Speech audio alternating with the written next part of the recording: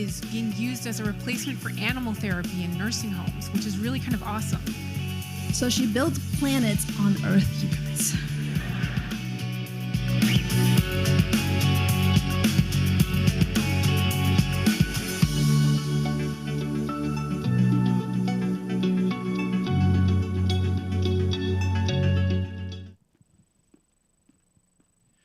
Good evening. Welcome to the Museum of Science Boston and our very special event, A Beautiful Resistance Live. You can make some noise. It's Wednesday night.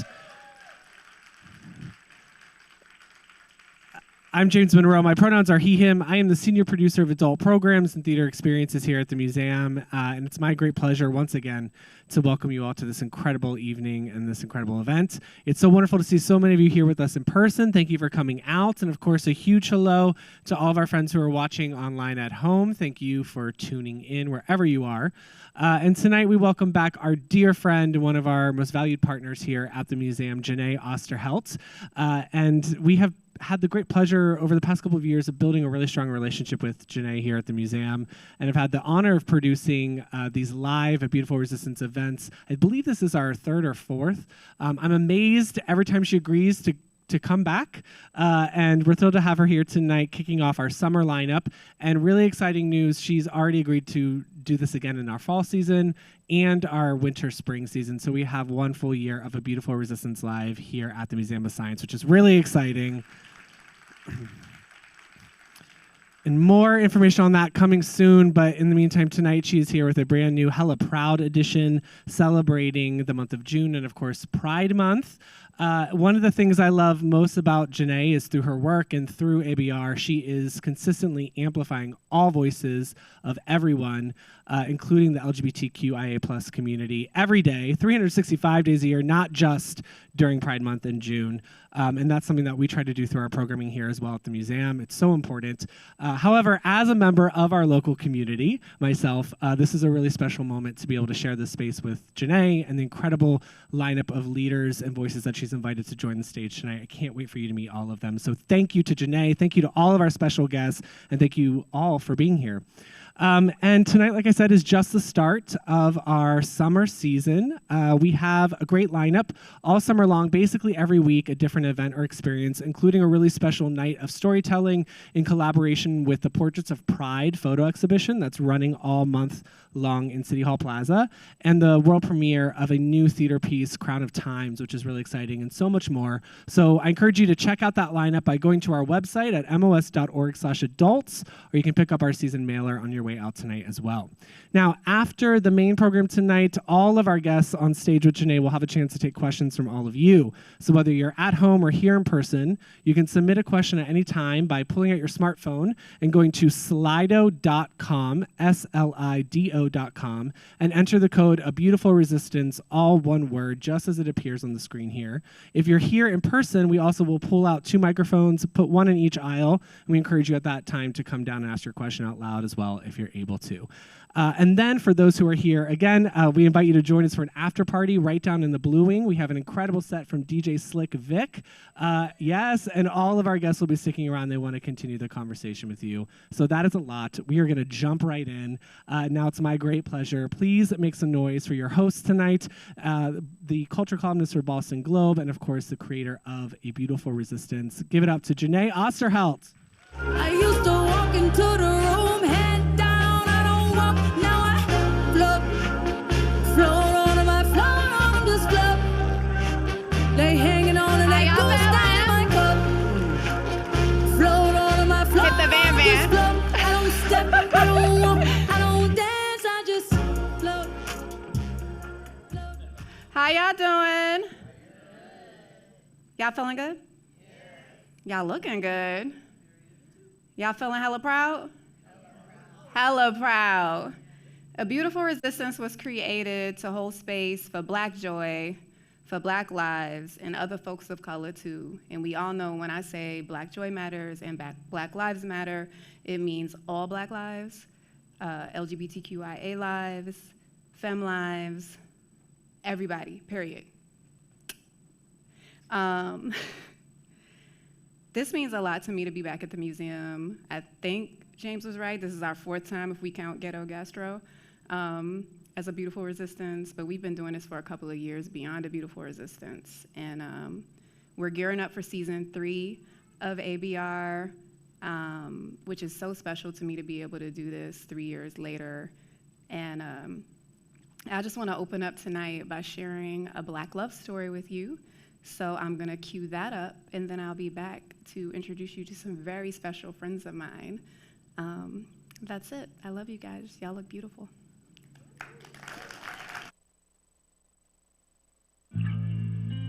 I know my girl loves me because she lays my edges even though I ain't got none. They fell like feathers, like snow, like rust from my sky, my scalp a bad omen. I told her I was bald and she laid hands on me. I told her they fell out, I ain't got no velvet. My beauty then soured, God looked at me and purses her lips. My girl hummed soft and low, prayed over the toothbrush, dipped its bristles in water, prepared the gel, her breath a choir, her moving mouth my only song.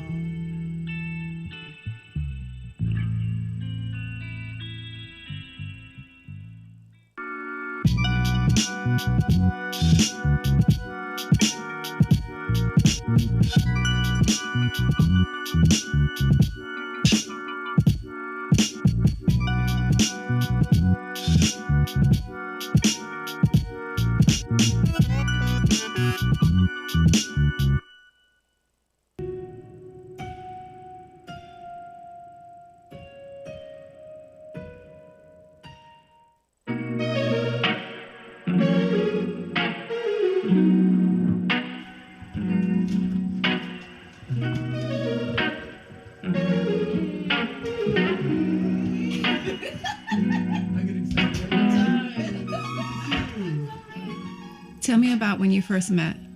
I mean, we're both poets. Yeah. And I had never heard her do poems. I never read her work before. But I was running a venue in Roxbury, and then I heard her do a poem for the first time, and it was really incredible. Like, it was about, I mean, it was equating like Jesus, Jesus with the idea of Blackness. And it was just, you know, I mean, one, poems are poems, but two, to have theories and theories around Blackness, really. I was just, my mind was blown. And then months later, she came back to do her own feature. Yeah. And then that was the first time we became friends, I'd say. Yeah. She has a great story about me helping to put her hair up. Okay. So it has to go on record that it, like, you know, it was very platonic at the time, right? I stayed over at her place, and I had just gotten my box braids done. So anyone who gets their box braids done, like the first, like a good 2 or 3 days, right? They don't move. They're tight, you don't move them. And they were like, boom, they was down there. So I was like, I need your help to get my box braids in order, like in a little shower, like a huge shower cap, so I could take a shower. And like, she helped me, but it was like, very intimate. It was, and not purposely. Listen, that will make you fall in love with someone. Yeah. It wasn't on purpose. Now, this guy helped take out my crochet braids. Oh, yeah. Oh.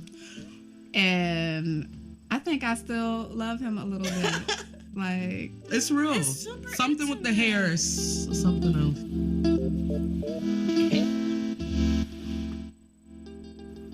What makes Black love Black? Saying out loud and claiming out loud Black amidst the love is what makes Black love Black. And I think for me too, as a both fat, dark skin, you know, queer, masculine of center person, for me it becomes not difficult, but I think certain places don't love me how they should, right? Mm-hmm. And so if somebody I think can love me and all of my large Blackness, you know, I think then for me, like, that is a part of Black love, is right, just loving Blackness. I think it's that choice to fiercely love each other, no matter the odds, no matter how uncomfortable it might make other people, right? No matter the consequences, you know. So I think it's always embedded in that choice. I hate when I talk about like Black love, and sometimes what folks get is that it's a struggle, you know, like a struggle life. But it's also like joy, you know, like gosh, how joyful it is that we get to choose this as well, you know. If we're thinking about like ancestors, how many of them did not have choice, you know. So it's like I choose this and enjoy as well, right? I choose to be beside this woman that I love, and I wouldn't really have it any other way. And a beautiful resistance exists in the joy. So tell us what gives you joy when you're together. Oh, she's funny. Like, she's really funny. Oh yeah, I think you're so funny, and we have great humor with each other. It was great banter. What else?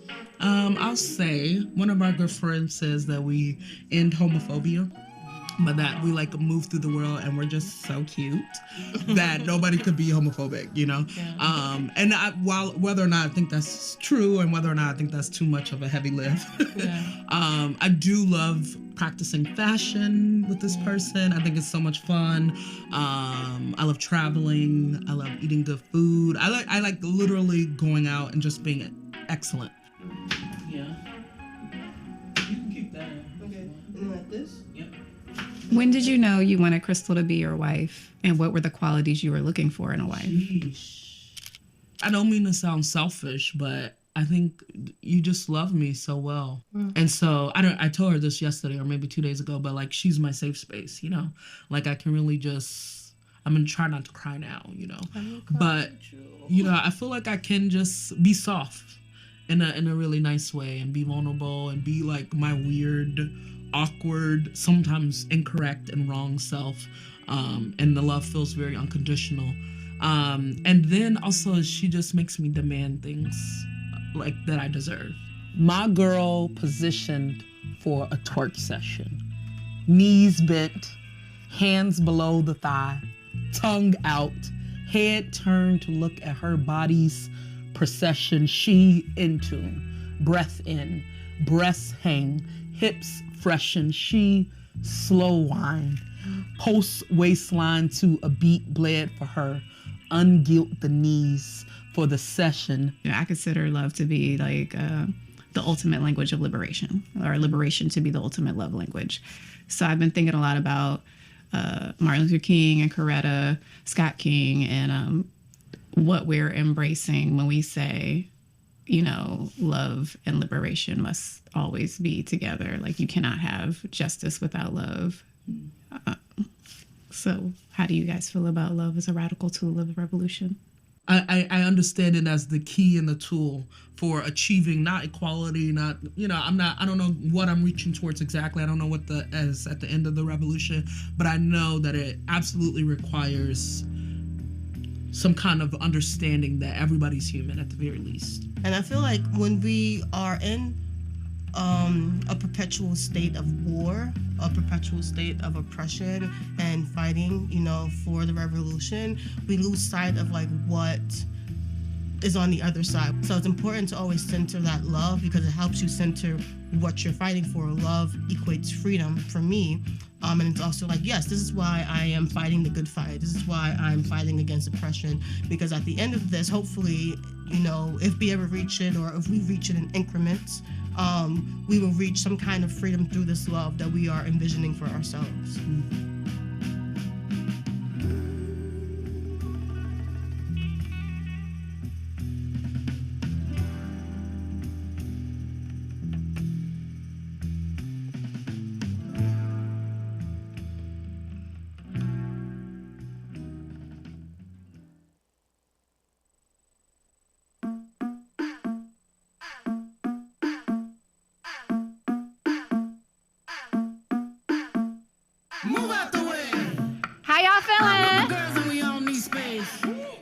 Y'all feeling that love? Y'all feeling that Black love?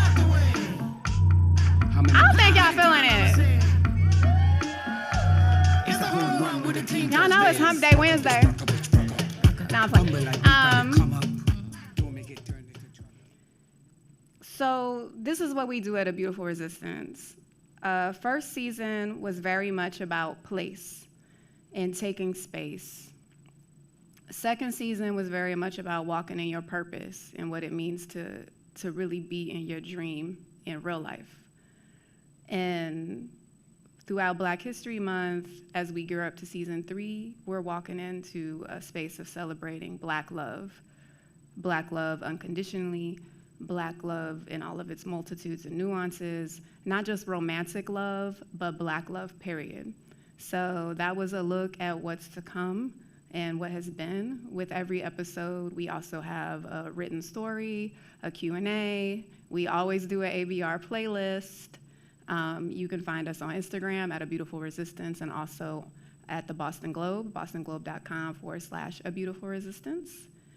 And one of the things I love about working with James and Tim at the museum is they always allow me to bring my sisters with me. I will always introduce you all to movers and shakers and change makers in the community. And I am so lucky that some of those people happen to be my sisters. So I really want to just take a moment and be in deep gratitude for the sister I'm about to bring up to the stage. Priscilla Shum is like so special to me. She's one of the first friends I made in Boston. And if you've ever worn the baby fat puffer, a Sean John leather, almost anything by Reebok, whether it's Pure Moss, Cardi B, Gigi Hadid, Victoria Beckham, like all the fly shit basically, she made it. Like you probably own something that is a Priscilla Shum design in your closet. She is a legend and I love her, period. So I want to bring to the stage Priscilla Styles. She comfortable in my skin. Hey. Cozy with who I am. Comfortable in my skin. Cozy. You're gonna make me cry. Comfortable in my skin. Feet up above your sins. Oh, wow. What's up? They in here, right? I know. Can't see anybody, though. If y'all know me, I'm blind. So. How's my fit? Did I? I can see that. It's good. No, did I do right, though? Did I make you proud? You did a good job. You did. Y'all don't know, P has dressed me many times.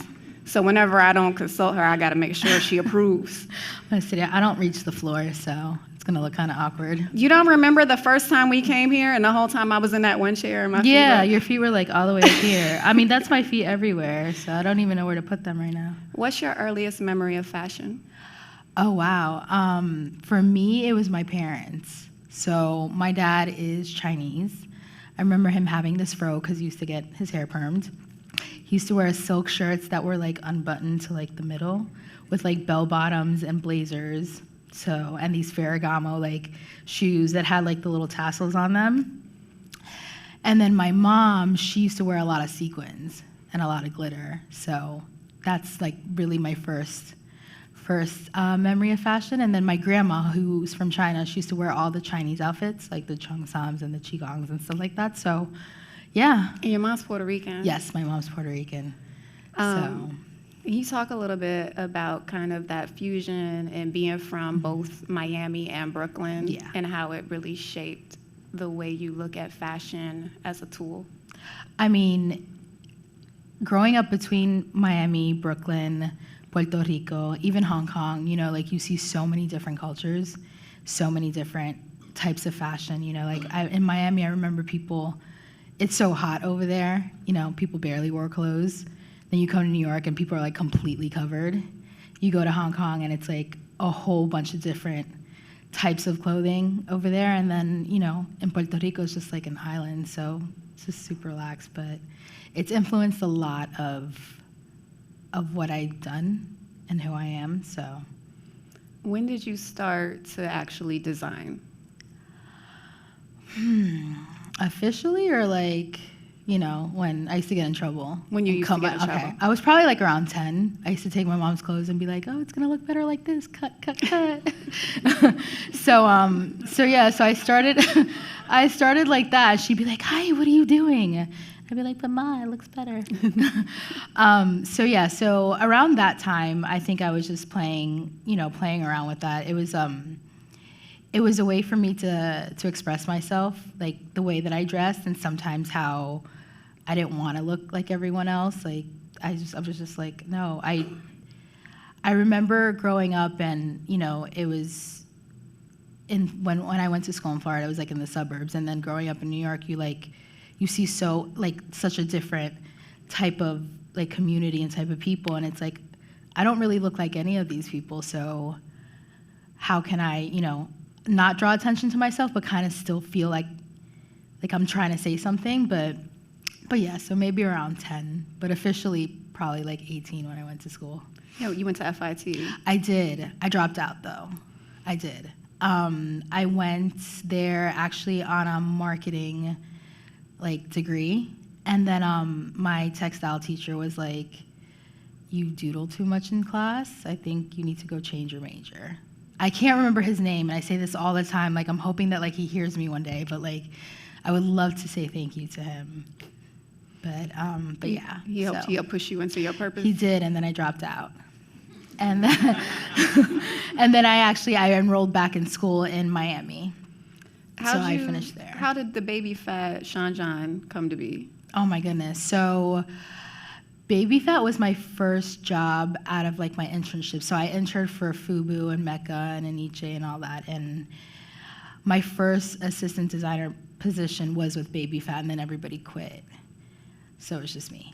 And that was really interesting. And then, so that code came about one night. I had to do a presentation for 𝗕𝗲 the next day. And I was like 22 years old, it was like 2 o'clock in the morning. And I was drawing and I was doing the presentation. And the next day we went to go show her, and she hated it. She made me do it all over again because the sketches didn't look like her. So I had to do everything over again. But yeah, so that's from that night. That was one of the styles that like ended up staying. And to this day, people talk about the Baby Fat puffer. I mean, I get memes all the time about the like pregnant in high school girl. Yeah, like the baby mama kid. Yeah, what? All the time. People like send it to me all the time, and it's so funny because it's like, that's probably very true. I remember hunting down that coat for you one year, like trying to find an OG version. Yeah, of it. so funny story. I didn't have the first one that I ever did. I've had like different versions of it, different ones, and Jeneé one Christmas found me the original version one, so I have it now because of her. Mm-hmm. And you've done, like I said, the catalog is insane. Can you walk us up to kind of like the Reebok journey and being at the top of kind of the creative food chain there and what that was like for you? Well, so I started at Baby Fat. I was probably about like 22. It was like 2003 maybe. So that like the intersection of like hip hop, music, fashion, like all that was coming about. From there, I was there for a few years, and then from there I went to Sean John to do their coats. That was during the time that he had won the Menswear of the Year award. And that was 2006 or 7, like around that time, during the Making the Band time, right? So had different parts of like the collection, things that I designed on Making the Band, when they like had to walk over the bridge to go to Junior's Cheesecake. So like all that was during the time that I was there. So Priscilla. Oh my God. Priscilla. Yes. So it was a real interesting time. He was real interesting to work for. And then from there, after that, I did some freelance. A little bit I worked with Pharrell for BBC. Did a couple of smaller outerwear collections for just different people, and ended up doing Yeezy Season 1 with Kanye and Adidas. And then after Adidas is how I got connected to Reebok. And I was in China for about 3 or 4 months, just building a collection over there, and wanted to come back home, and they called and they were like, hey, we have a position open, do you want to take it? And I was like, sure, why not? And had never been to Boston in my life, ever. So. And now Boston is very much home for you. Oh, yeah. Yeah, it's like, it's home to me. It's funny because like, it's home to me because of the people here that I have. Like I can't wait to get up out of here sometimes, but the people that I have here, the love that I feel here, like I've been so fortunate to find such a beautiful tribe, some of whom are here right now. They're in the... Hey, Kimmy. Kimmy's here. Tom's here. Sarah's here. Key's here. Melly's here. Charles is here with my nephew. What was it like for you when you went? You know, a lot of us left during the pandy and went home and different places where we're from when the remote life was popping. Yeah. And you moved back to New York. I did, yes. And I remember you calling me and being like, this isn't home for me anymore, and kind of having that realization that Boston is where you belong and this is your home. What was it like for you to realize this is where I'm planting my flag? It's Boston. For me, so like I was saying, for me it was the people who were in Boston. It was that home for me, you know, which is you, which is Kimmy, which are my people here. That for me was shocking, because if y'all know me, like, I'm just New York all the way, right? Like, my family's there. It's home too, right? But going back and experiencing how New York was at that time during the pandemic just left such a void in my heart. You know, at the same time, I was doing work that was fulfilling, but it was toxic, like completely toxic. So it kind of like shook me to the core. It kind of made me like start rethinking, like, wait a minute, do I even really like the things that I used to like before? Do I really love the same things? And it's just, I went through a whole like crisis. But at that time, that's when you were like, you know, I'm leaving Reebok, and then eventually I'm leaving 𝗕𝗏𝘃𝗄𝗏, I'm leaving 𝗕𝗲𝘂𝘃𝗏𝘂𝗁, and then I'm leaving fashion. That's very hard to do, especially for those of us who are on the other side of 35, like to say, I am picking a new dream. This isn't filling me anymore. How did you get that courage to be like, you know what, I'm starting over from scratch? Oh my God, I was miserable. So, I mean, just for context, like, I left Reebok. I was doing the 𝗕𝗲𝘂𝗁 collaboration in partnership with Reebok, and then went in-house to 𝗕𝗲𝘂. So I had moved back to New York. And then it started to just be super apparent to me that I just didn't love what I did anymore. And my whole identity has been attached to what I do. I've been doing it since I was like 18 years old, right? So P, without doing fashion, I had no idea who that person was. And for me, it's like I went through a whole self-identity crisis. And kind of still going through it a little bit. You know, there's parts of it that are still like purging and everything. But for me, it was just more so that I was just miserable. I was not happy. Like, I didn't find joy in it anymore, which was so weird to me because it was the only thing at times that I could find joy in. So something being your complete first love that never failed you was failing me constantly. And there was so much of me attached to it that I got to a point where I was like, I don't really know the difference of who I am versus what I do. And it should never be like that, you know, so. What is it you're doing now? What have you decided to take a step towards? So for me, design is everything, you know, just like love. Design to me is love. You know, it's a form of expression. It's a form of freedom. And I think I'll always, in some way, be attached to design, right? So my last project that I did, I got to, you know, do the website. I got to do the branding, the setup of the website, you know, the app, the everything. So I'm gonna pivot, I believe, which is what I'm doing right now. I'm gonna pivot into more like product design, digital design, where I can still take an eye for what, you know, I like placement, colors, storytelling, and all of that, and just kind of put it into a more digital space and see where it goes from there. I mean, who knows? And I'm at that space right now that I don't really know what's gonna happen. And it's such an uncomfortable space for me, but at the same time, I feel the most peace that I've ever felt in my life. Well, and because you're one of my best friends, I kind of know that part of that is peace that you have built within yourself and a balance of spirit you found. But part of it is also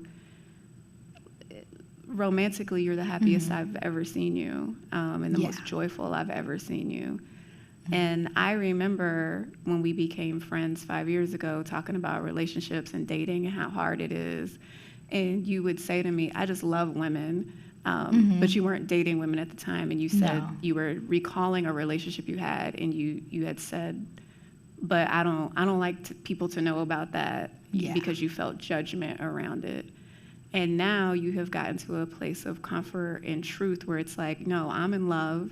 Kimmy's my person, and let's celebrate this. Can you talk about gaining that sense of self and kind of like, I'm not going to let other people shame me because there's nothing to be ashamed about, and kind of being hella proud? Yeah, I mean, I think it has a lot to do with her.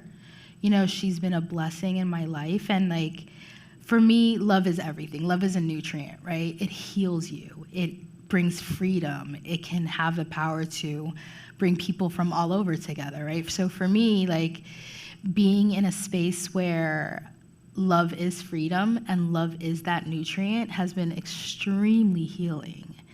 And in that, I've learned that it's a mirror for me, right? Like, seeing myself through her eyes sometimes allows me, just like the video said, right? It allows me to demand things that I deserve, because it's such a safe space. It's so much of home, you know, like, it's so much like, it's just like just a knowing, right? And now it's like, I'm gonna celebrate it because, like I said, I'm in the most uncomfortable spot of my life, but personally, I feel the most free that I've ever felt. You know, I love people, you know, I love love, and like I said, it's super healing, but I love her. Aww. Y'all gonna make me cry. But you cry anyway. Oh my God, I cry so much. She's a sensitive thug, Oh but my she God, is I a cry thug. so much. Like, the thug got tear hands. is about to come out right now. Like, what would you say to people who are closer to our age, who it is a little bit harder to pivot, or they're scared to pivot or start over or bet on themselves and walk in their truth? What advice would you give to them? oh wow. Don't be scared, because scare robs you of your joy. Like, just, life is short. You never know what's gonna happen, you know, and trust that the universe has your back, because it really does. And yeah, I mean, as I'm living through it right now, it's like kind of like I'm talking to myself. It's like, okay, just be uncomfortable, you know, because you never know what can come from that. The biggest forms of creativity and discovery and everything come from vulnerability, right? Like, so lean into that, because it's a lot more powerful than you probably would ever know. So, yeah. Priscilla, Jeneé. what makes your life a beautiful resistance? Wow, what makes my life a beautiful resistance? I mean, the fact that I exist, the fact that I'm able to choose what I want to do, even at this age, like past your 40s, like, okay, well, I'm going to stop it. I'm just going to change what I do, what I've been doing, because I just don't love it anymore. That right there is a blessing, you know? So yeah, so just the fact that I exist, the fact that I get to love on the people that I love, the fact that, you know, I get to spend this time here with you guys, and yeah, and just kind of live life and be happy. I mean, just going with the flow. That's my thing right now. I'm just gonna go with the flow. So yeah. Priscilla, I love you. I love you You more. mean so much to me. You really are a light in my life and such a gift. And I don't think there are days where I would not have made it if it weren't for you Same. and Kimmy and that badass dog y'all got. He's so Aggie, but he's so cute. He just got a haircut. I love him. I love their dog. I love just got a Darnell for the haircut. record. But Diesel Darnell is his. you are joyful. You are justice. Thank You you. are love. I'm hella proud of you. Thank And you you. are a beautiful resistance. Thank you, Priscilla. Thank you. That's my water. That's for you. Ooh, thank you. I love me good merch. I love you.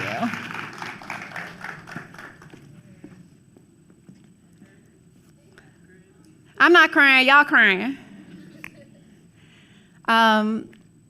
Thank you so much, P. We will have room for Q&A at the end with all of our guests. Those of you watching online, go to slido.com and enter the code #ABeautifulResistance. Find us on Instagram at @ABeautifulResistance, bostonglobe.com /ABeautifulResistance. Sorry, I'm like really emotional. That's my boo. That's literally one of my best friends, my sister, her and Kimmy. We lived together. It was like living single 2.0 for like a strong 2 months. I was waiting for my loft to get ready. Our next guest, I will never forget when he first shared his beautiful resistance with me.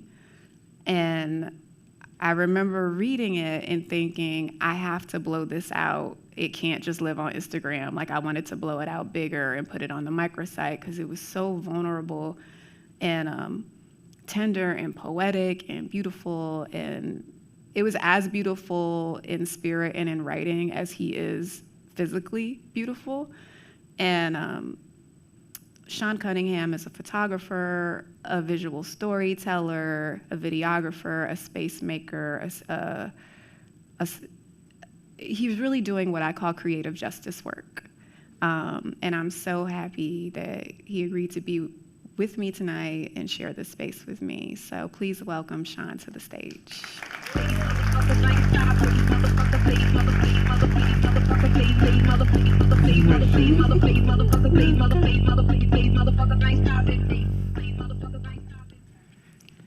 Sean, how you doing? I'm doing well. How are you? I am super happy that you're with me. Don't be nervous. Don't be scared. This is a joyful, loving crowd.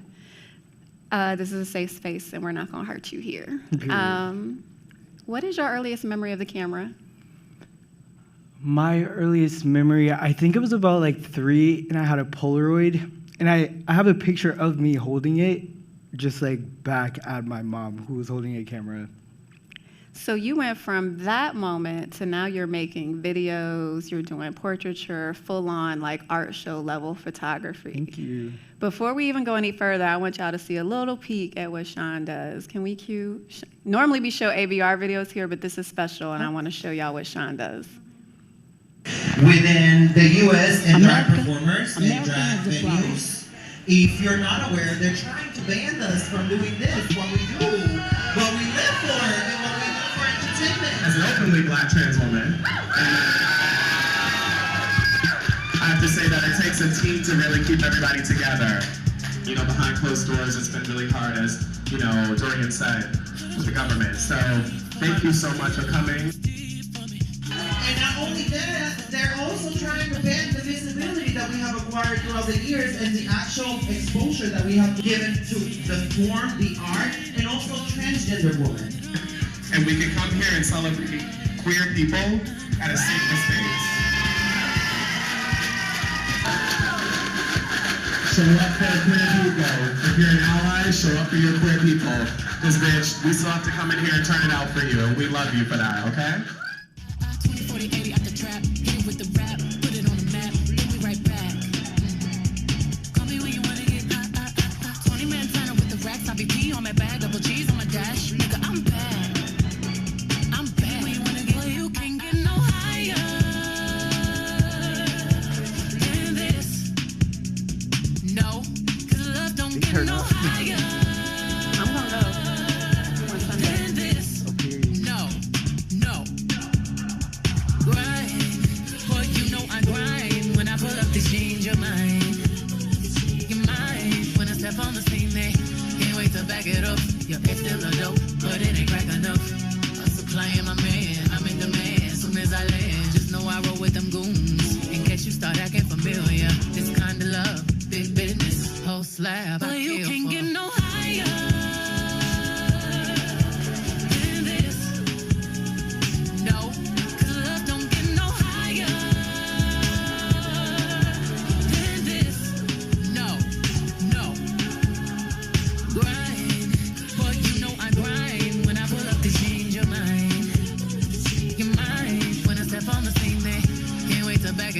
Your ex still a dope, but it ain't crack enough. I'm supplying my man, I'm in demand. Soon as I land, just know I roll with them goons. In case you start acting familiar, this kind of love, big business, whole slab I kill for. Know that booty gon' do what it want to. Can't hit it one time, multiple. I know you see this racks on me. Now come and get 20-40-80 out the trap. Hit it with the rap, put it on the map.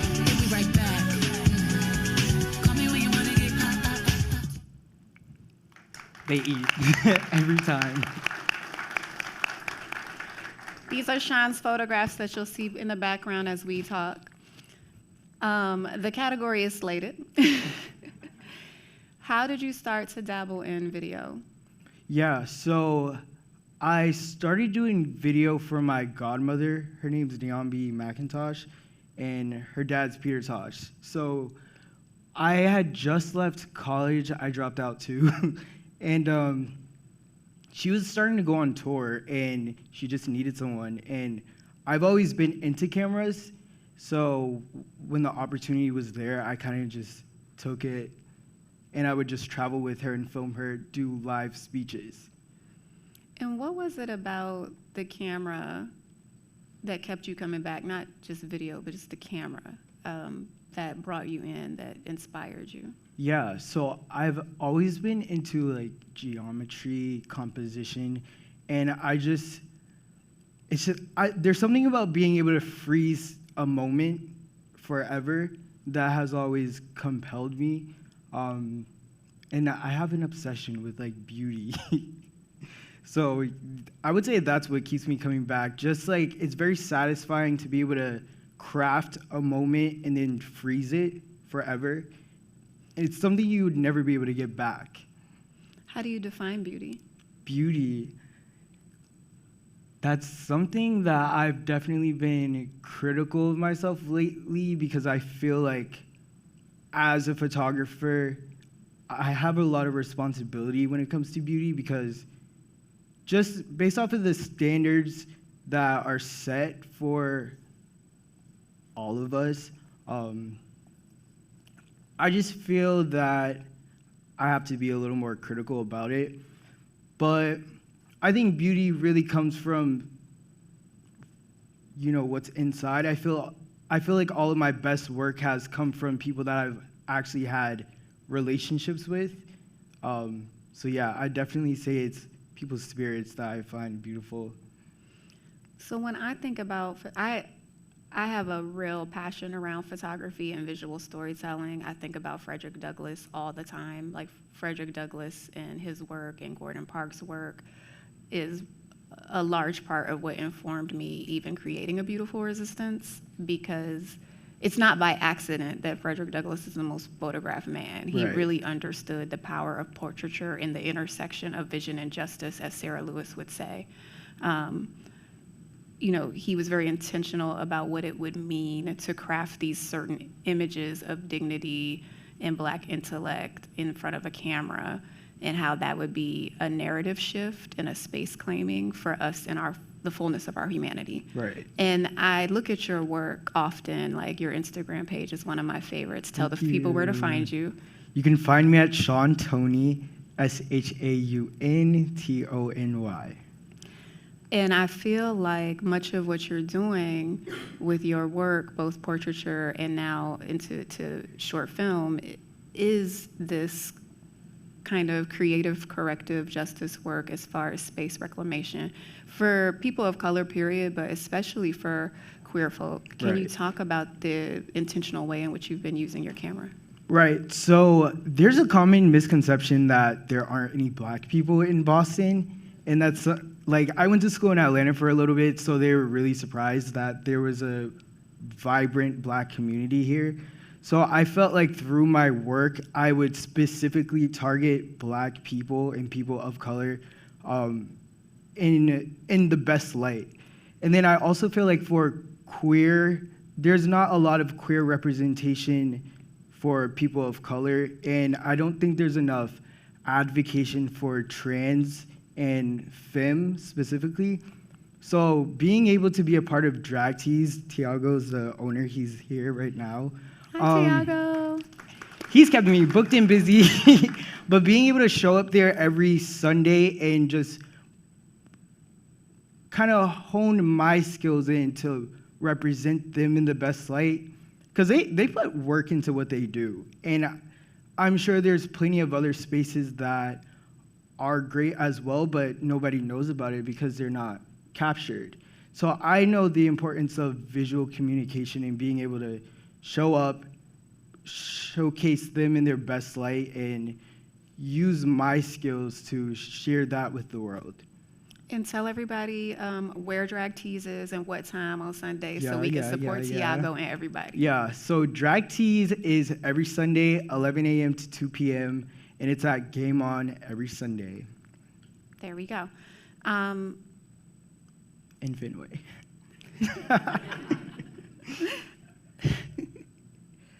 What gives you joy? What gives me joy? I would say what gives me joy is being able to be in control of my life, what I do. I feel like because I identify as queer, I honestly don't even know where I stand, but obviously I feel like in Boston, I feel like there's a very rigid idea of what men are supposed to be. And I clearly did not fit inside of that, so I wasn't my most joyful when I had to conform to hypermasculinity and when I was affected by homophobia. So I feel like being my full self, being able to show up and be around other like-minded people brings me the most joy. So I think about joy and I think about justice a lot. And I feel like people wouldn't think photographs could be justice, or they Right. wouldn't think drag tees could be justice. But to me, seeing people perform, seeing them be their full selves, seeing them, especially people of color and queer folks, be in their bag of joy and love, that is justice, because Right. those are things that this system is not built for us to have. So Right. every time we claim that space, to me, that is joy. And that's why I want to celebrate your work so much. Thank you. And I really want to talk about what you just said about growing up here and the views of hypermasculinity, because when you first shared your beautiful resistance, it touched on that, on how people told you you were gay before you knew you were gay because of Right. how they treated you. Can we talk about that a little bit? Yeah, so growing up, even before having being able to conceptualize sexual orientation, people told me I was gay before I could decide myself. And that was something that obviously still impacts me today. Yeah. I feel like there is a very rigid idea of what men are supposed to be, and I feel like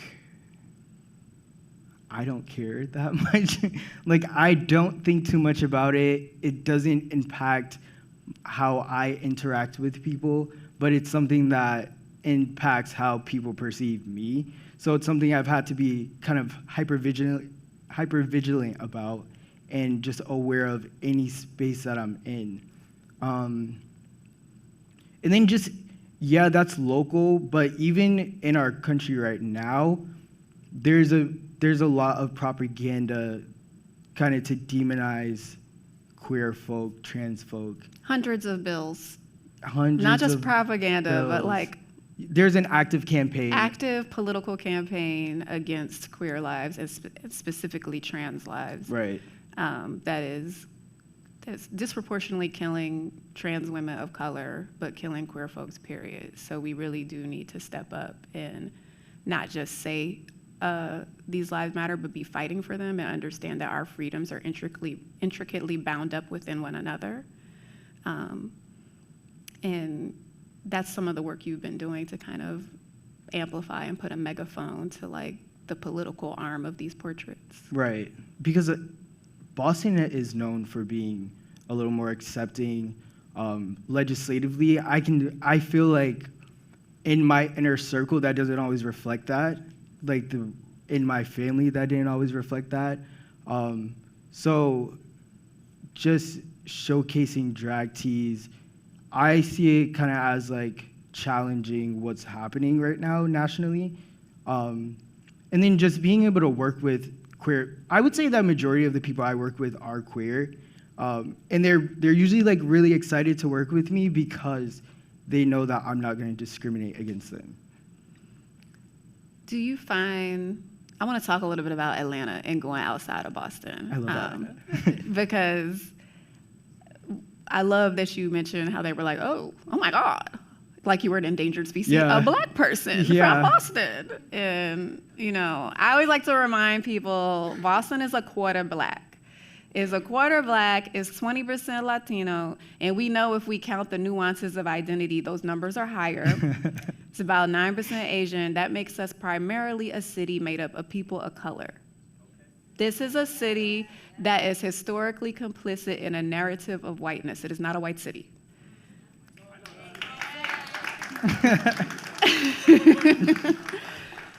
As somebody who grew up here, who is Black, who identifies as queer, what has it been like for you to kind of fight that narrative? Because that's like a real, when I go places, people have this really, other folks of color have this very violent, visceral reaction. Boston. Yeah.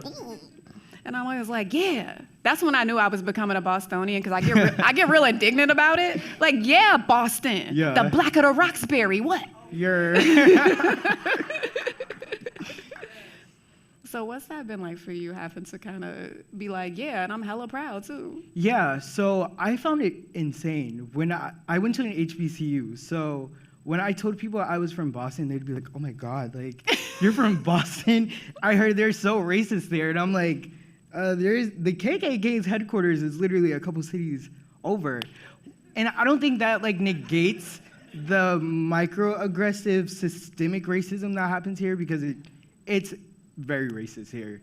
But yeah, I used to always be like, there's plenty of Black people in Boston. You just have to, because also like they would come here and then stay in the city, stay in the outskirts. Oh, they kick it at Fenway. Yeah. I'm like, you wasn't even looking for us. You're not in Roxbury, you're not in Dorchester, you're not in any of these places. But yeah, when I would go to Atlanta, they definitely didn't think Black people were in Boston. And I felt, and that was before I started doing photography. So that was something that definitely stuck with me. And I felt like it was important to share that we do have Black people here and we have Black communities here. Where are you going to take your portraits and your storytelling next? Where am I going to take it next? Like, will there be an art show coming soon, a book? What's the dream? What's the vision? So I envision throwing a gallery where I'm a very tangible person. So I would want pictures like larger than me, just filling up an entire space and serving people drinks, just having a cool vibe, house music. And why are we whispering that? House music. House music. But yeah, I keep myself very busy. So I don't even always, as much as I should think long-term, I don't even always think long-term, just because I just like to keep myself extremely busy. But also, life is long, but life is short, and I love that you live in the present. I love that you're in the now. That's actually really important, and a lot of us can benefit from that lesson. That's a good way of looking at it. What makes your life a beautiful resistance? I would say just being able to embrace the full extent of myself. I've always been a very rebellious person, especially because people have had this rigid idea of how I was supposed to act.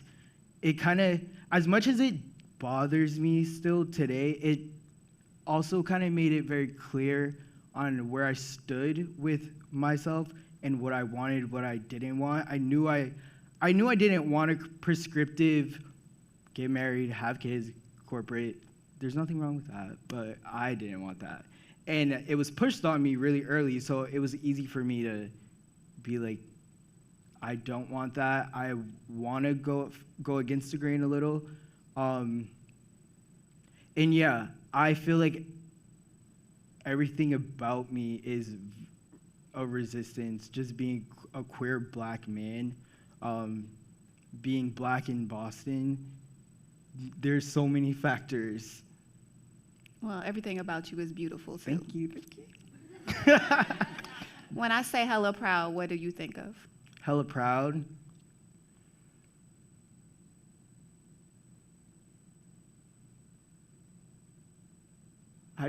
I'm just like, that's lit. Like, yeah, we're hella proud.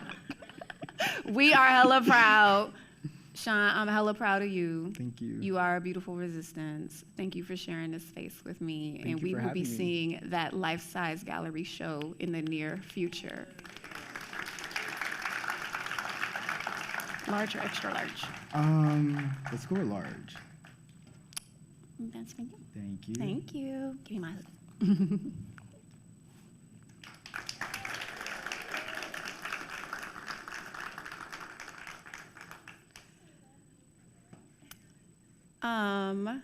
Before I bring up this next special guest, who embarrasses me regularly from her concerts, I want to show y'all a little video.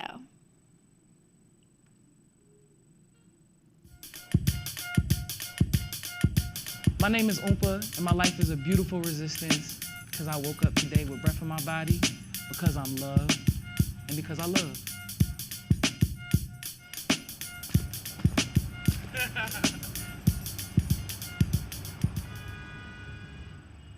Being a black girl in Boston is a miracle. It is a beautiful thing to be alive and black and woman anywhere. And I think in a city like Boston, where it's particularly hard to be any one of those things individually, it is amazing to be a part of a community of black women who have survived so much to just be here and to enjoy life. I watched Crooklyn, and she was getting her hair done. And I just thought it was like a regular experience, the way that it all went down. And it wasn't until I had an aunt who came to my house and made me sit on the chair, and she was gonna do my hair. And she had the cookie can full of grease and the hot comb on the stove. And she put it in my hair for the first time, and I heard that, like I heard that crazy noise, and I was like, what is going on up there? And then I got up, and then I had these 2 puffs on my head. And I cried, because I was like, what? I've never seen this before. I've only had braids or like perm or whatever. It was my first time seeing my hair like do this thing. And then I remember Crooklyn, and I remember how fire that movie was and how dope this little girl was, and I've always felt akin to her. And I just remember like there's something unique about that, and it must be that we're these black girls with this hair, and there's something unique about this experience of getting your hair hot combed on a Sunday. I think we're beautiful because we're amorphous, and I think that we're so fluid as human beings. I think we have to have an understanding of, at any given time, our place in the world, and I think we're a living embodiment of knowing that we can be everything and nothing at the same time. I think we're at that specific like juncture of wisdom in our existences. This black girl joke when they tell you you ain't worth it because they don't know how to hurt you. You deserve that, baby. This for the black girls and the brown ones, for the never like the glass girls and the ratchet. The performance of myself really brings me joy, but also just the community too. I love black women. Like, you could be anywhere in the world, black femmes anywhere in the world, and another black femme sees you, and we already spoke to each other without ever saying anything. I remember I was just shooting a video, and a little girl walks down this Ave, and she's like, okay, we popping, we lit. We was like, girl, thank you, we love you. And then my homie was like, you know her? I was like, nah, she's just a black girl. Like, that's how we do. Like, and I think, I know I'm a part of a club anywhere I go because of that. I think another thing that brings me pride in being black and femme is I think that I'm a byproduct of my mother's efforts and then her mother's efforts, and like all these other black women doing what they could do to make sure that I got here and that I'm here in this body in this way right now. I want us to have a quality life experience, quality experience as spirits and human bodies on this earth for whatever time we're here.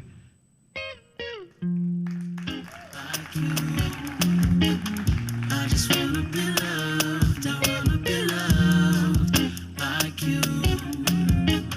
I just wanna be loved, I wanna be loved by you.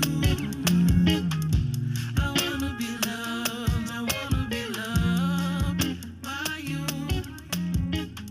I just wanna be someone you lean on. Oompa is a lyricist, a musician, get your phone somebody, an entrepreneur, founder of 𝗟𝗏𝘂𝗁𝗆, just a gem of Roxbury. Who phone is that though?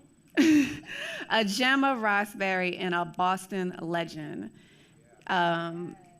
She also hypes me up every time I see her and calls me out from the stage if I stop shaking that ass. I was so embarrassed at a show recently because she literally yelled, "Sit that ass," when I was trying to sneak out.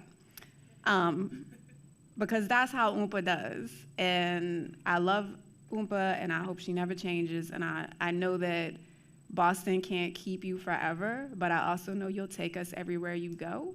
So I just want to welcome our gem of Roxbury to the stage. Cute. On stage rocking out still crazy. Coca-Cola 1980s. Come lit, still I drop lazy. None of that maybe. Energy. Energy. Energy.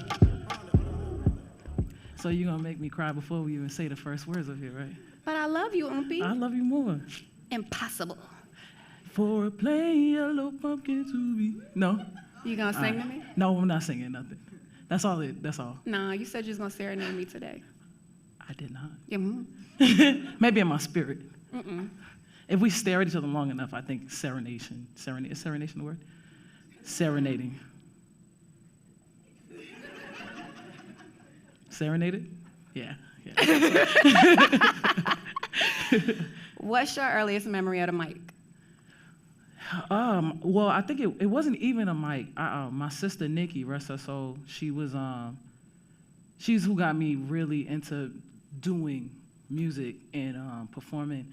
She used to have us up Saturdays. We would record over the VHS. Damn, am I showing something right now? We record over the VHS tapes though, like the home videos, like first day of kindergarten, like type joints, like really important videos that we couldn't see. You was recording over home memories? Yeah. You got that ass. No, she never found out.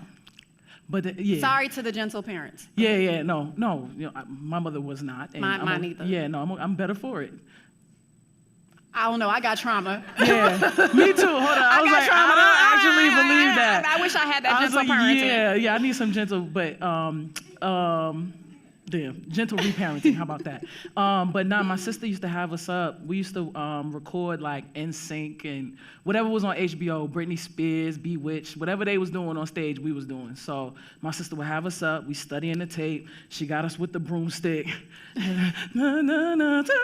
Like she got us every Saturday morning, and it was given like the Jackson 3. Like she would not, like we could not slide. Like if we were out of step, we were always out of key, but we didn't know, like we didn't care. But she was wanting to be a coach, so she's like, "You're singing it wrong." I'm like, "So were you," but like, you know. But anyways, so my first memory was actually like broomsticks, like oil cans, like lotion bottles. That was my first microphone. I want to talk about Oompa as armor. Yeah. Because there is 𝗥𝗲𝘃𝗁. Yes. And there's Oompa. Yes. How did this armor come to be? That's a great question. Yeah, wow. So then you're asking me to take off my armor to acknowledge it, and that's great. I love that because I need more of that. But 𝗥𝗲𝘃𝗁, Oompa came to be when I was like 12 years old. I used to play ball, and I was in the first court, and you play the first court in Washington Park over in Roxbury. You know, I thought it was custom to get a nickname, but I guess it wasn't. I guess he was just being an ass. And he started calling me 𝗏𝗏𝘃𝗏𝘂𝗏 baby, right? It was mad sweet. He's so nice. He got a cigarette, Tim's on his shorts. He's balling. He's like that dude. And he's like, 𝗏𝗏𝘃𝗏𝘃 baby. And I was like, I guess that's me. And like, eventually it would be shorter because you can't say 𝗏𝗏𝘃𝗏𝘃 baby while you're trying to lob a pass real quick. So it was like, Oompa. Mm-hmm. And, you know, and at first, you know, it was a little bit uncomfortable because I'm like, this ain't my name, but then I'm happy to get a nickname because I feel seen or whatever. And then, you know, it took me a second to adjust to it because I'm like, you know what? Like, I know how they see me. Like, that's not a surprise because how they see you is something that you've been running from since you were a kid. Like, they made you very aware of that. So I was like, yeah, my name's Oompa N. So it was like a switch in my body. I accepted the name, and it was just like, she got you, 𝗥𝗲𝘃𝗁. Like, she's the one who knows exactly what's happening, and she's like, and what? Pass me the ball. Who want to fight? I'm outside, you know? So Oompa's been there, since I was 12 years old, and it's only in the last couple of years that I'm like really understanding who 𝗥𝗲𝘃 is too, you know, like how 𝗥𝗲𝘃 feels safe because of Oompa, but Oompa and 𝗥𝗲𝘃 can exist together because I'm not in survival mode, you know, and that's just an interesting place to be. And I remember us having lunch together one day. I think it was the first time you told me your name was 𝗥𝗲𝘃, and I remember thinking. It was the first time for a lot of y'all. Yeah. I remember feeling like, I don't know, it was like before people were saying soft girl season, I felt we were very much in a soft era in that moment. And for sure. What does it mean to kind of create that space of softness in a world that tries so hard to make us hard? I just been hard. I've been there, and you know, like it keeps people out, and it's nice because here's the thing: you think you're not gonna be hurt when you're hard, but you still get hurt, and it's callous and it's dry and it's ashy, you know, and it's like I want to be soft, I want to be moisturized, like I want to love and be loved, and I still have the training of being hard, like I'll still do what I have to do, but I would rather live my life with my armor next to me and not on me at all times. Absolutely. Thanks. I can't see them, but I can hear them. So this year is the 50th anniversary of hip hop. Hip hop turned 50. And I've been thinking a lot about hip hop's place in justice work and how hip hop was always used as a tool of resistance and a tool of space taking, storytelling, and even in fantasy and all the flexing, it was a space for fullness. I feel like people, when they talk about hip hop and justice, they automatically think Public Enemy, Kendrick Lamar. Right. And of course, yes, immediately yes. But to me, there's also a sense of creative corrective justice happening anytime we take space and have agency of self, agency of story, creativity. Can you talk a little bit about your music and how you've seen it take its place in the culture? I feel like when I released my first project in 2016, it was the first time I recorded anything. And I didn't realize like how therapeutic that process was gonna be. You know, I was talking about a very specific time in my life and really just trying to like process it in real time.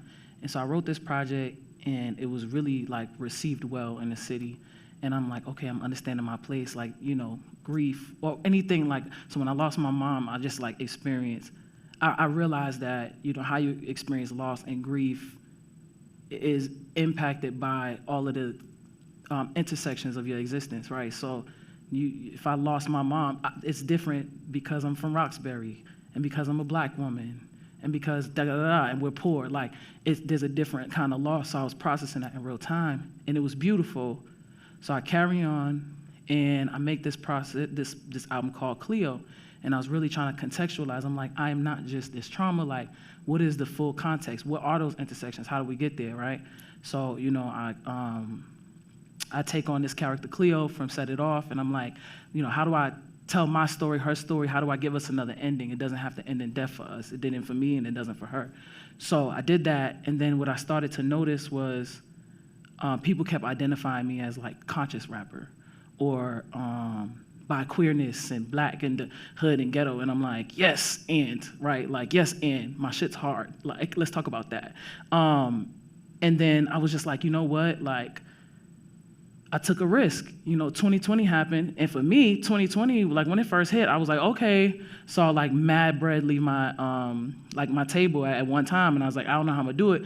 But then everybody started to realize the world was insane, and I was like, I've been trying to tell y'all this. So I was chilling. I was cleaning my house, you know, getting my little groceries in, chilling, having a good time, and you know, also processing a breakup at the time. And you know, that was one of the hardest breakups I had because it really turned the mirror to me, and that was a different kind of breakup.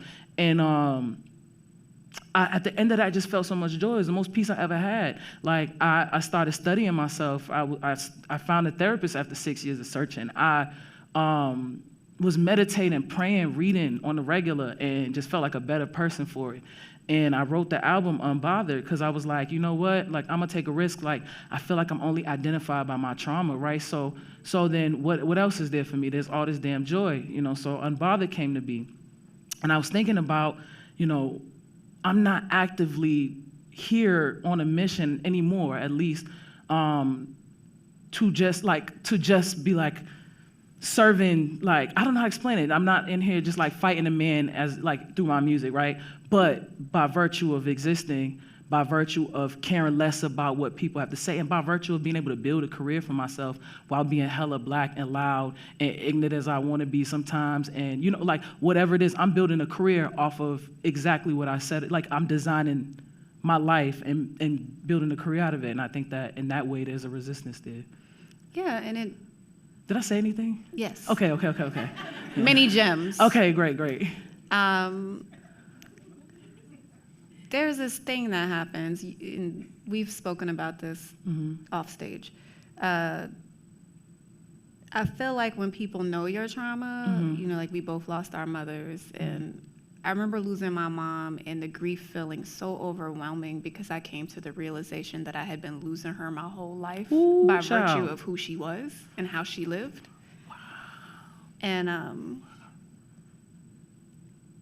then I think about how I move in my writing. And then the community automatically expects me to be a certain type of black girl because of my writing voice. Yeah. So if they see me as Silk wilding out, you know, like, down in the, I always find and we be there as Silk, and we always pop it. Working on knees out. Yeah, knees on stallion. Yeah. No, yours are mine.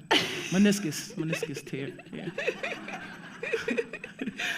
But it's like shocking for them because they have decided I got to be in a box, and they've decided you have to be in a box. It's like people sometimes will invite you on stages specifically for your trauma, or because they know you're gonna throw a couple motherfuckers in there. I'm spicy. Yeah, spicy, or maybe because you're queer. Yep.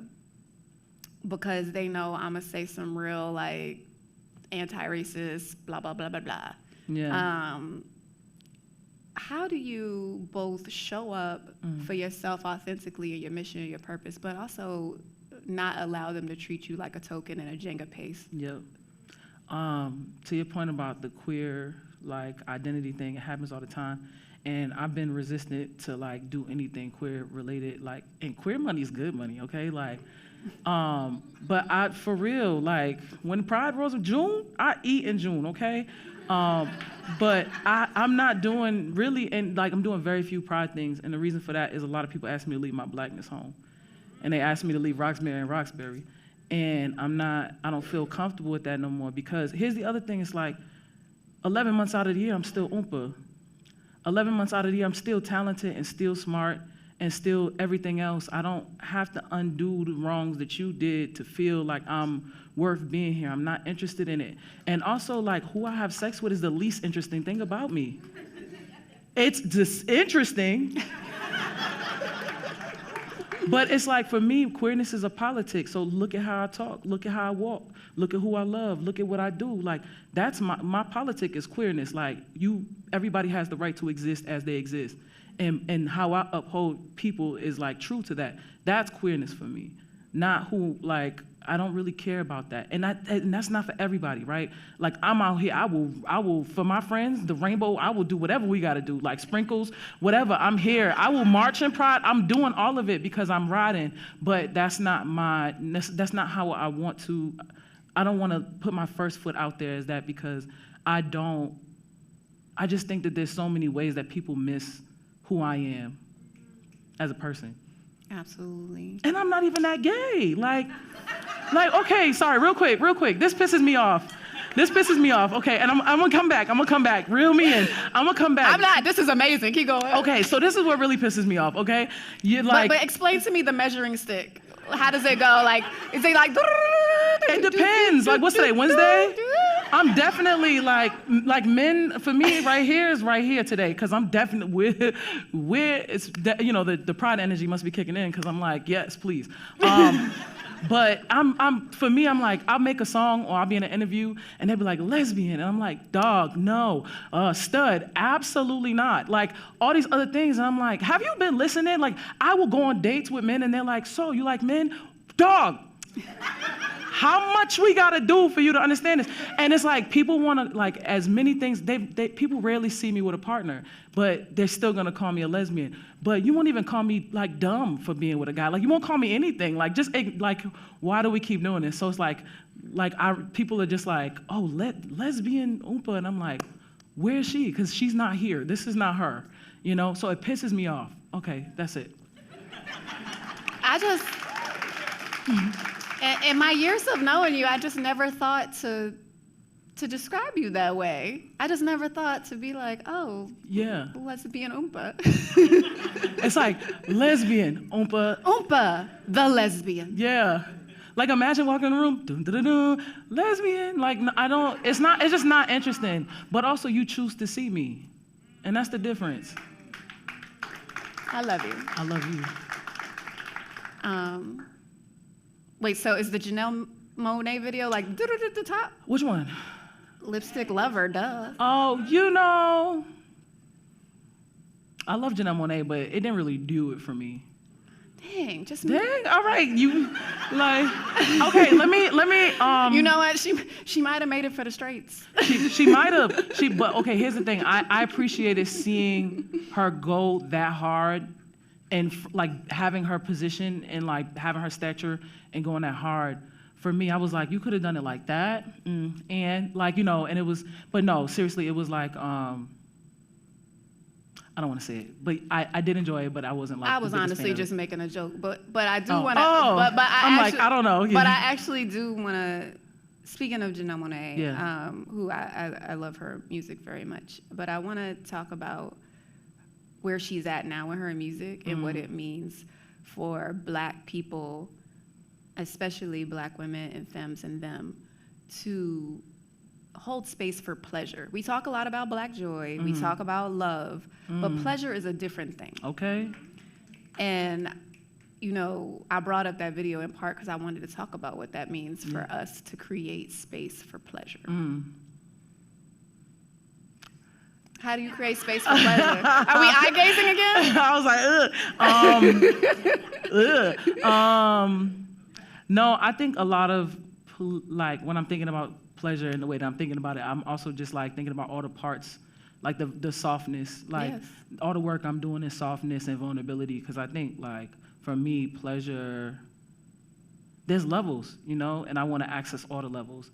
And so I feel like, in this place, this little soft homie era that I'm in, I'm like definitely trying to get closer to pleasure, right? Like I don't want to just know that it's there. I want to experience it fully. So I'm trying to make space for my inside of myself for more pleasure because I know it can go. And how do I make space otherwise? I feel like I know no bounds in terms of like dreams, in terms of like that brings me pleasure. It's just like I can really think of a world and go try my best to build it, and there's pleasure in that, There's pleasure in the fails. Hot girl summer is finna be a lot of pleasure. Like, there's just like. But also your voice. Yeah.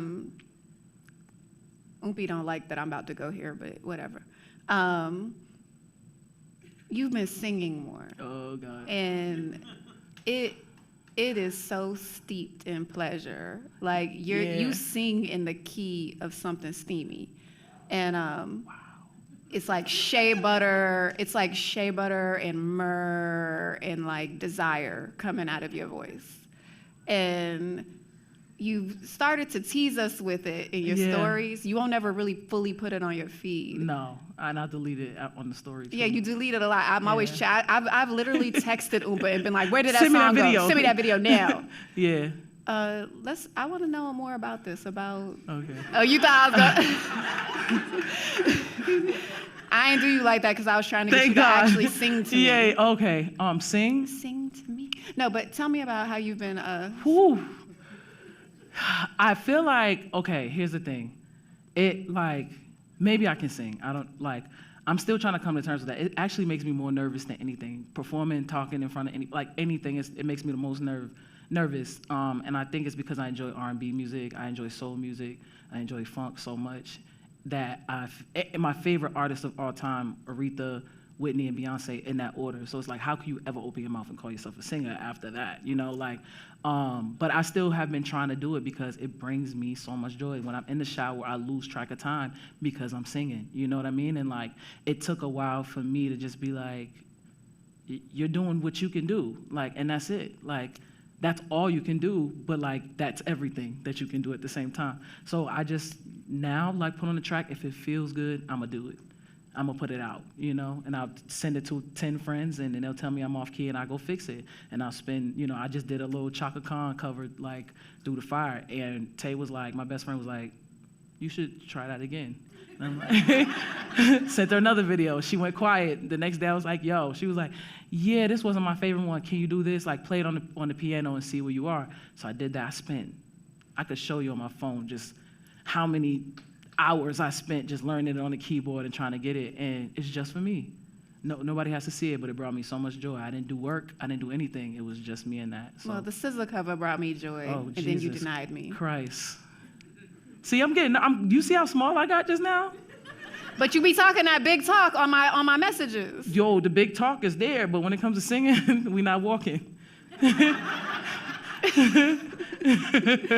All right. There is some walking you're doing in a real way. I appreciate that. You're going so hard as founder of outlawed. Yeah. First of all, what does outlawed mean? Tell us about the name. Yeah, so outlawed, so like my handles on Oompa stuff is Oompa Out Loud, right?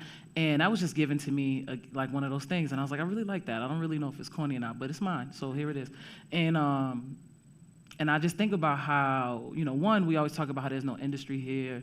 We talk about how there's not a lot of community, like there's not a lot of steel sharpening steel, whatever. And I have this amazing team of people who I work with all the time. And I'm like, okay, let's put that there for a second. And I also think about how hard it can be to carve your own lane in this industry, or just in the creative space at all, because people want what's already been done because it's easy. And there's nothing wrong with that. Like, I love all of that, but it can be really hard and overwhelming and feels really isolating when you're trying to do it your way. So for me, outlawed was two-part. It's like, where's the space for the outlaws? Where do they get to lay down their weapons and find home? And how do I create a space for all the outlaws, like all the people who feel alone, to work together or feel like they're different or outside or other and just weird? Like, how do we find a place where we can do dope stuff together? So the name Outlawed, O-U-T-L-A-U-D, the word laud is to praise, and for me, outlaws. So wherever we can praise each other is where we're gonna do it. And so it's a collective and a cultural agency. So it's really just like a dope bunch of Avenger people who are amazing at what they do, who have been on my team. Now we're turning that energy into each other, making collaborative art, et cetera. But also, I started an incubator for 7 artists who are like just emerging superstars in the city, and we're turning those talents towards them and just doing our best to make sure that like artists have an opportunity to have sustainable careers, because it's hard out here, you know. And how do it can't just be one. It can't just be me, and then I go off to LA, and then somebody else comes. Hopefully, we can't do that. We need the infrastructure. And then this is your first class of, you know, your 7 artists at the incubator. How do other artists for future incubators get on? Do they reach out to you? Do they audition? Like, what's the process? This is a pilot. And, you know, like I was at this women's business conference thing yesterday, 2 days ago, and they were talking about how, you know, we need to do better with investing in like women-owned businesses and Black women-owned businesses, because a lot of great social impact work happens and doesn't move past pilot phase. And I really took that to heart, so it just made me want to go harder. But the answer to that is I don't know, because the incubator, this is his first year. I just had it in my brain what I wanted it to be, and then my entire team took it to something I couldn't even imagine it could be. And I had imposter syndrome the whole time, like, is this gonna be valuable? Is anybody gonna? And all I keep hearing is that this is one of the most amazing things that people have seen or been a part of, and it just made me wanna go harder. So we're gonna work through this year and do some planning in a few months to see how we can make it happen again, and just like take the feedback and grow it. And you have a conference coming. Festival. Festival. Yeah, it's still under wraps, but it'll be here. My bad. No, it's all good. Festival coming soon. Yeah, we're gonna do Outlaw Fest. That's another thing that I want to do is like, because like you said, I don't know how long I'm gonna be able. No, that's not true. I'm always gonna have my roots in Boston, and I'm gonna spend a lot of time also probably in LA. And for me, it's like it's not enough, like I said, to just pack a suitcase and go. It's like the work is always here. Like I say I'm from here. I'm from it. I'm from the town. I'm from Roxbury. I'm gonna always be that.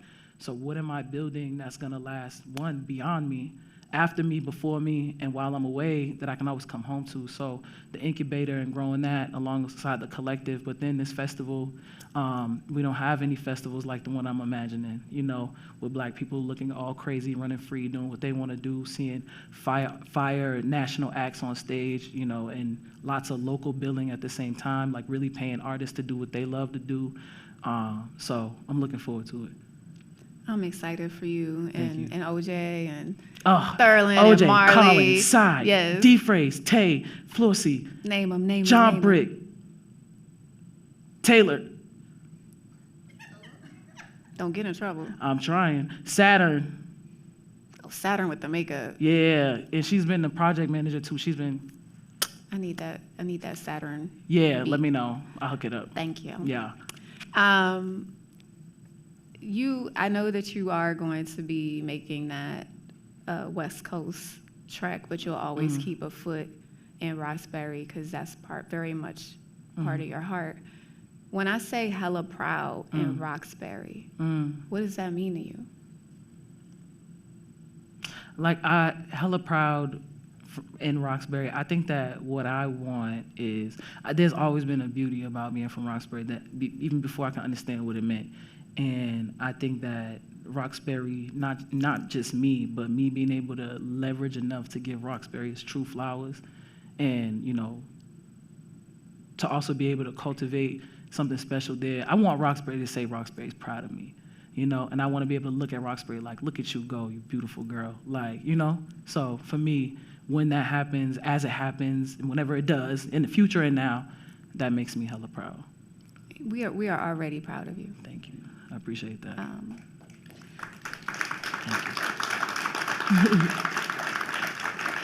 I mean, you filmed A Beautiful Resistance with us. Yeah. Like you've been on A Beautiful Resistance. Forgive that makeup, Jesus. We've been in community with one another multiple times. One, as somebody who this is your town, that you're from the town. What does A Beautiful Resistance mean to you?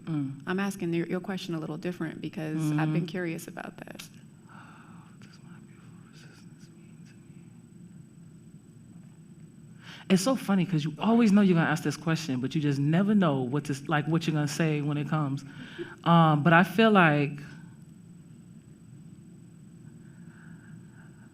I don't know. My beautiful resistance is, like, I think at the most simple level, I'm alive. And there's so much possibility in that, especially because I didn't know I would be, And the other part of it is I just feel so immense. Like, I just feel so full of possibility. Like, there's really nothing I feel like. I feel like I thought for a long time rap was, or music was the thing that I was here to do. And I don't know, but maybe what I'm here to do is actually inspire, hopefully, people to believe that they are worth the grandiose dream that they have. And I want people to dream bigger and believe bigger, because it gives you a life mission to go and get this thing and build it. You don't know when you're there. You're always digging, but that's the secret, is just dream big and go chase it, Yeah, I'm learning to actively be in the beautiful resistance. Yeah. In the way that it moves and changes and grows. Yes. Even watching Priscilla on her journey and in her pivot, but then also just with you taking on this founder role and legacy making role, and in my work, people keep surprising me at work, and they're like, "No, this is your career now. This is what you do now." And I'm getting further and further away from my writing, but I'm also trying to understand, like, God is calling me to lead, And it doesn't mean I'm not going to be a writer or I'm not going to create a beautiful resistance. Period. It just means I have to step up Yeah. and be beautifully resisting in different ways. Yeah. And just open to it. And just open to it. Oompa, your life is a beautiful resistance. Thank you. And I am always going to look for you on the dance floor. Okay. So we can lose our minds when Beyonce comes on together. Every trip. Thank you for being here with me tonight. And before we welcome our other guests back to the stage for Q&A, I would like all of you to say hello really quickly to my A Beautiful Resistance family / team / creative brother and sister, Michaela and Cheney. Can you come over here?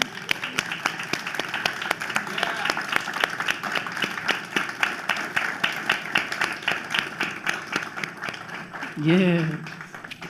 So these are my babies, who are very grown, but they're definitely my babies. I couldn't do A Beautiful Resistance without them. And, you know, we are walking in the season of Black love and Black possibility.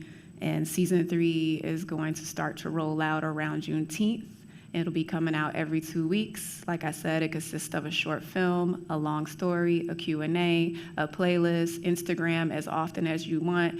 All of you are welcome to share your beautiful resistance. These two will be taking pictures and filming tonight. You can share why you're hella proud. You can share your beautiful resistance. You can share what Black love means to you. And we're going to give you a sneak peek at season 3.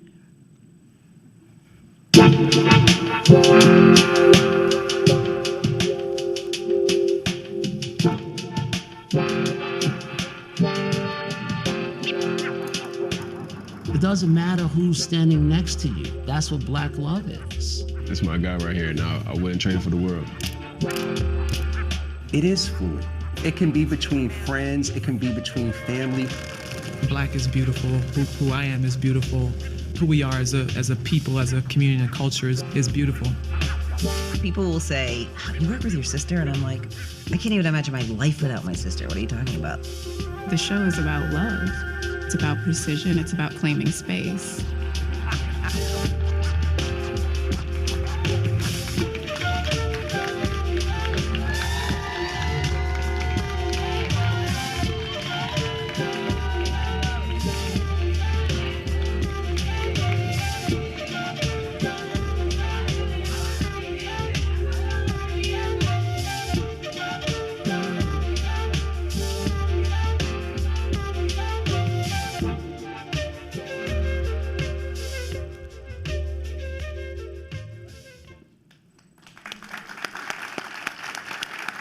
Priscilla, Shum, and where is my boo thing, Slick Vick?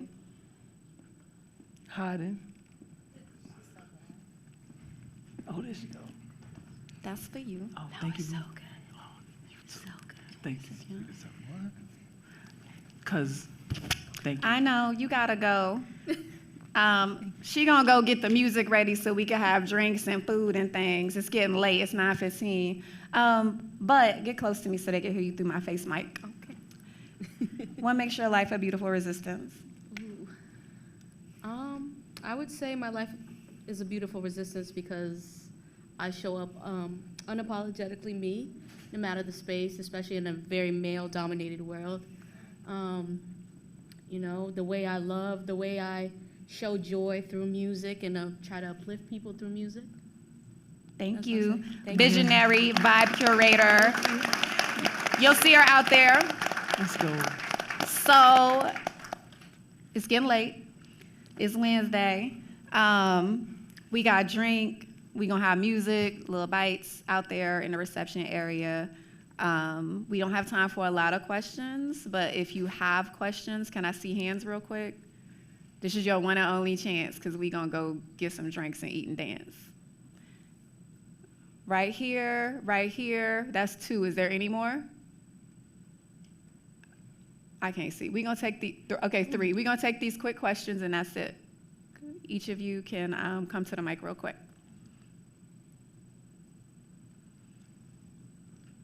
Hey y'all, how are you? Hey, darling. Hello, hello. My name is Dean. Oh, Dean. Yeah, I know. Hey, I got dreads babe. now. You grew your hair out. Okay. Yes. One question for all of you. Oompa, you mentioned investment being really important. And I'm curious what forms of investment have brought you pleasure from folks in your networks, in your communities, and that artists, especially Black queer artists, want to see in their life? What forms of investment can we offer you? All of you. Yeah. Okay. My favorite form of investment is money. Second to that, though, just adding value. Like, I don't really know what I need. I don't really know how to support somebody else. It's just like an exchange, like, hey, I have this, I do this. Does that add value? And 9 times out of 10, it does, you know?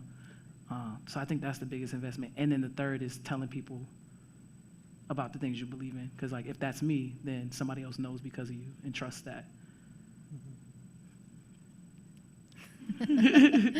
I mean, I would probably have to say the same. You know, like, people just taking the time to hear what you have to say and introducing themselves and saying, hey, you know, this is what I do. You know, I either know your work or what do you do or what it is. Like, that energy exchange is probably, yeah, just enough. You know, like, it, just to, you know, get to know somebody, I think is a big enough investment as it is. We're also, you know, connected but so apart.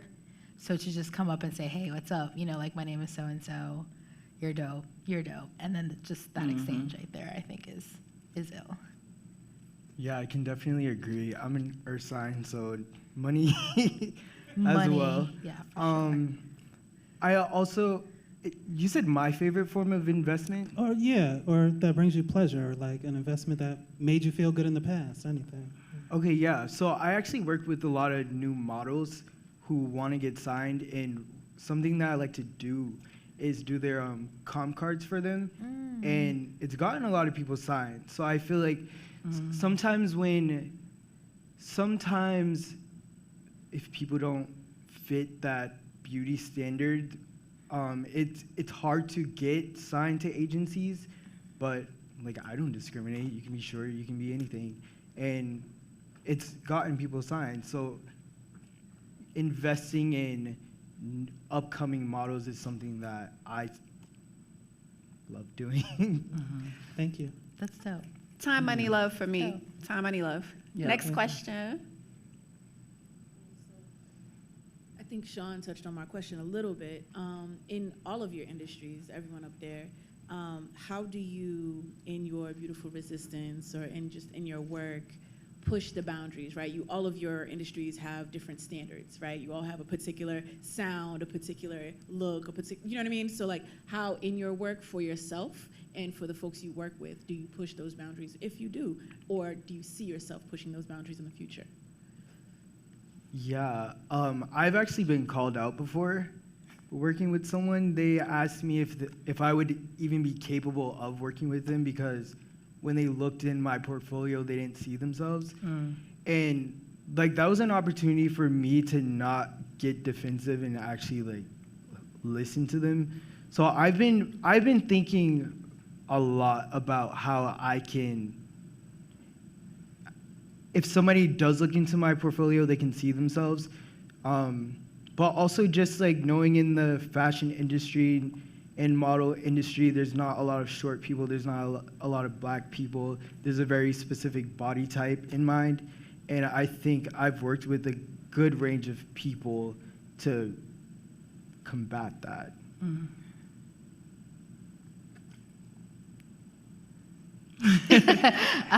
So for me in the fashion industry, it's taking back our stories, you know, our narrative that so many companies and corporations like capitalize off of. You know, they take our stories and pass them off as their, and it's like, oh, you know, the Kardashians started wearing cornrows and now there's cornrows. You know what I mean? Like, things like that, and it's just taking all of, box braids, whatever it is that they want to do, it's like, oh wow, now, you know, everybody knows about it, and it's taking back those stories and really just grabbing onto our narrative, to what's ours, and telling that story through product, through storytelling from our side.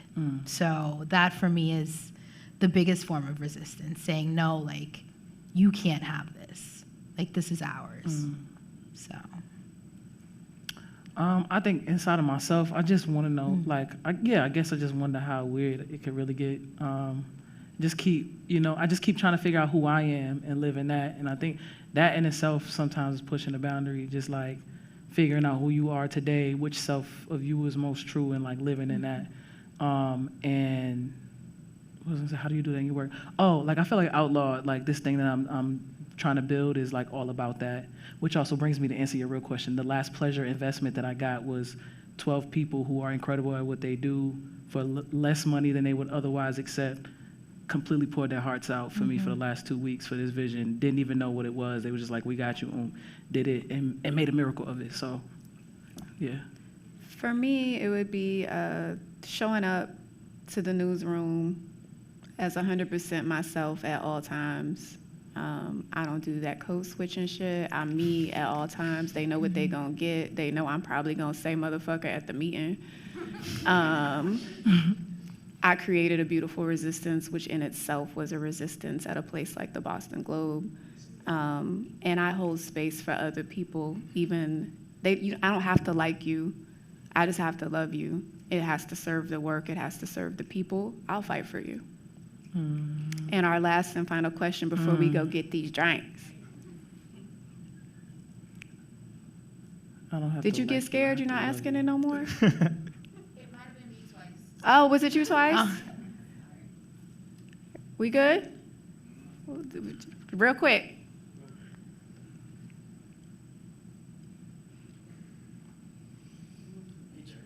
Jared, is that you? Yeah, that's me. Hey, Jared. Hi, Hey, Jared. boo thing. Hi.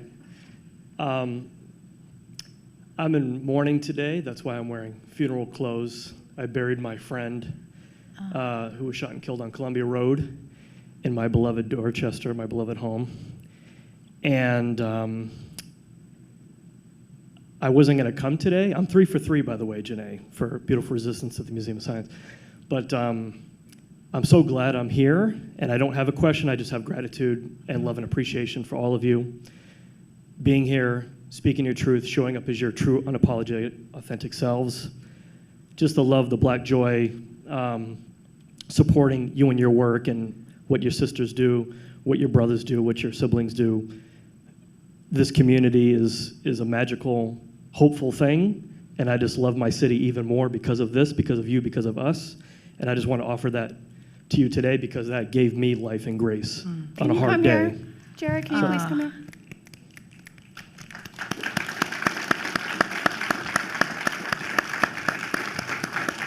I know this guy.